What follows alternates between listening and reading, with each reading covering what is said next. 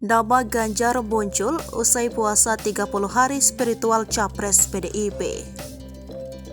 Ketua Dewan Pimpinan Pusat PDI Perjuangan M. Said Abdullah sebut penetapan Ganjar Pranowo sebagai calon presiden sudah melalui spiritual panjang dan digenapi dengan puasa 30 hari.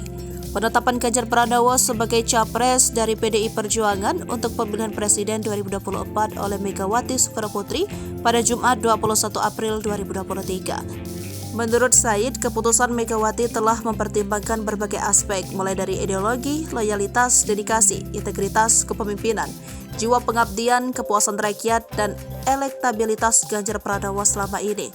Tidak hanya itu, Megawati juga melihat rekam jejak Ganjar secara keseluruhan, baik selaku kader partai maupun rekam jejaknya sebagai pejabat publik, mulai dari Dewan Perwakilan Rakyat hingga Gubernur Jawa Tengah 2 periode, maupun bakal calon presiden 2024 sampai 2029. Selain menetapkan Ganjar sebagai calon presiden Republik Indonesia, Megawati juga menunjuk dan menugaskan Puan Maharani untuk memenangkan pemilihan legislatif dan pemilihan presiden 2024. Terkait hal tersebut, Said Abdullah mengatakan bahwa penunjukan Puan oleh Megawati adalah hal yang tepat. Pasalnya, Puan sudah berhasil memenangkan Ganjar Pranowo sebagai Gubernur Jawa Tengah 2 periode.